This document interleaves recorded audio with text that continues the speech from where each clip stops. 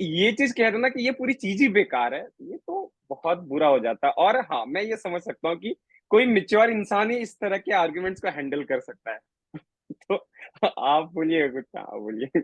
हाँ, कि जैसे हम कहते हैं there is always scope for improvement. जब आप जी संशोधन अनुसंधान में होते हैं, एकेडमिया में होते हैं, there is always scope for improvement. और जैसे आपने कहा जी। थेरी है, राइट, कौन सी भी हम्म। थेरी है, वो तो थेरी जी। है ना। देयर इज ऑलवेज हाँ। Scope for improvement. थेरी तो एग्जैक्टली। बदलती रहती है, इवॉल्व होती रहती है। जी। That's a thing. और एक क्या होता है रिसर्च में, आप एक होता है, एक मत होता है, एक विचार होता है। तो हम एक जी। किसी चीज को पकड़ के नहीं रखते, ये तो विचार होता है ना। ये तो हमारा इतिहास हम्म। से, एज अ ह्यूमन बीइंग हम इवॉल्व होते जाते हैं। कुछ सालों पहले, कुछ 100 सालों पहले जो हमारी धारणाएं थी, अब वो नहीं है। पहले तो हम सोचते थे कि पृथ्वी मध्य है, सूरज उसके आगे पीछे घूमता है। घूम। फिर अब वो जी। इवॉल्व है, हमने कहा नहीं, सूरज तो सेंटर होता है, बाकी ग्रह उसके आजू बाजू घूमते हैं। तो ये थेरीज है, ये इवॉल्व होती है। तो अगर कोई मुझे भी क्रिटिसाइज करे मेरे रिसर्च के ऊपर, I am open to that. हम तो मीटिंग्स जी। में, लैब मीटिंग्स होती है यहाँ पे, हम वही करते हैं। अच्छा, आपने ये किया तो आपने तो इसमें टेम्परेचर इफेक्ट लिया ही नहीं है, तो there is a scope for improvement. तभी जाके रिसर्च हम्म। होगा ना आगे चल के। तो मुझे हम्म। तो खुशी होगी कि अगर कोई मेरे काम पे क्रिटिसाइज करेगा, तो वो तो ये कहेगा कि ये पॉइंट 1, पॉइंट 2, पॉइंट 3, ये इसमें कमियां हैं, और मैं उसको जी। आंसर करूंगा, तो तभी जाके रिसर्च आगे बढ़ेगा, तभी जी। जाके मेरे उसमें पब्लिकेशंस होंगे।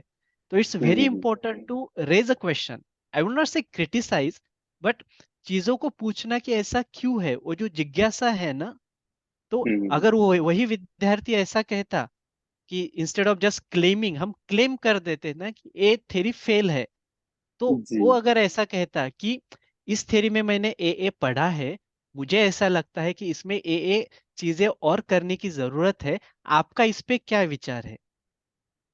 तो जी। बट हम उस बच्चे से उतनी मैच्योरिटी एक्सपेक्ट नहीं कर सकते। तो जो कोई भी नहीं कर आपके सकते। स्टूडेंट है देख रहे हैं, देखिए, 3 तरह के लोग होते हैं जो क्वेश्चंस पूछते हैं जनरली। मैंने कॉन्फ्रेंस में ऐसा देखा है, मैं बहुत कॉन्फ्रेंस में जाता हूँ, रिसर्च प्रेजेंट हम्म। करता हूँ, तो it's a part of your research life.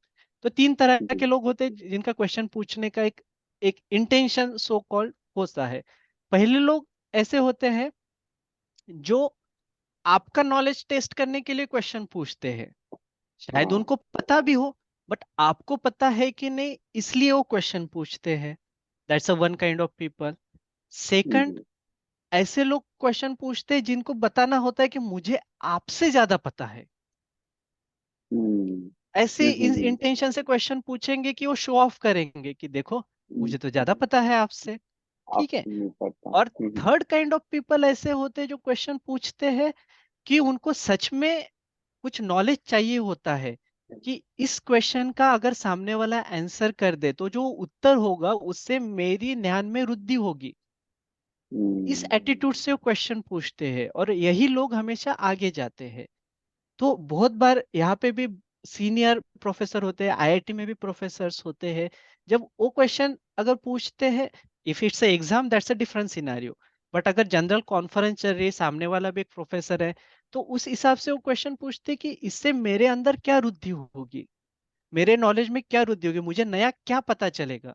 जो होता है ना कि मेरा सॉफ्टवेयर कैसे अपडेट होगा, मेरा ऐप कैसे हो अपडेट होगा। अगर हम उस हम्म। तीसरी कैटेगरी में होंगे ना, तो जिंदगी भर हमें इसका हमेशा फायदा ही होगा, कि मैं जो क्वेश्चन पूछ रहा हूँ इसका जो आंसर मिलेगा उससे मेरे ध्यान में क्या बढ़ोतरी होगी। यही हमारा हमेशा विचार होना चाहिए क्वेश्चन पूछने के मामले में, आई थिंक। सीखना बहुत जरूरी है, समझना बहुत जरूरी है। ये नहीं कि आप सामने वालों को हर बार चैलेंज ही कर रहे हो। राइट, राइट, ऐसा है। एग्जैक्टली। तो आप चैलेंज भी अच्छा। कर सकते हो, बट ऐसे एक पॉजिटिव तरीके से, तरीके से कि बिल्कुल, उसमें कि कुछ वो एक समुद्र कंस्ट्रक्टिव होना मंथन हो। चाहिए। हम्म? एग्जैक्टली। कि there should be something that is constructive, ये नहीं कि आप मतलब हाँ कि सामने वालों को चैलेंज करो फालतू, अरे तुम्हें तो कुछ नहीं आता, काइंड ऑफ चीजें थोड़ी खराब होती है बिल्कुल। राइट, उसका आ कंस्ट्रक्टिव ये वर्ड अच्छा है। मैं इसकी छोटा सा उदाहरण दूंगा। हमारे इसमें हम्म। समुद्र मंथन का कंसेप्ट है, राइट। जी जी पहाड़ जी होता जी है, जी। एक तरफ से देव खींचते, एक तरफ देवता। से दानव खींचते, फिर असुर। एक खींचते, फिर एक खींचते। तो उसी से जो चर्निंग ऑफ ओशियन होता है, उससे तो फिर अमृत हम्म। बाहर आएगा ना। तो रिसर्च में जी। पीएचडी गाइड आपको थोड़ा सा खींचते कि ऐसा किया तो कैसा होता, फिर आप कुछ आंसर लेके आते हो, बोलते हो नहीं मैंने ऐसा किया, इसका ये आर्गुमेंट है, फिर और कुछ क्वेश्चन आपको पुश करते हैं। तो ये जो चर्निंग ऑफ ओशियन होता है, तभी उससे कुछ नया नवनिर्मित होती है। तो ये तो आपका पीएचडी थीसिस का एक आत्मा होता है। तो जब भी आप हम्म। कौन सी ही डिस्कशन करिए, किसी से बात संवाद करिए, तो समुद्र मंथन होना चाहिए, नवनिर्माण उसमें से ही होता है। जी जी।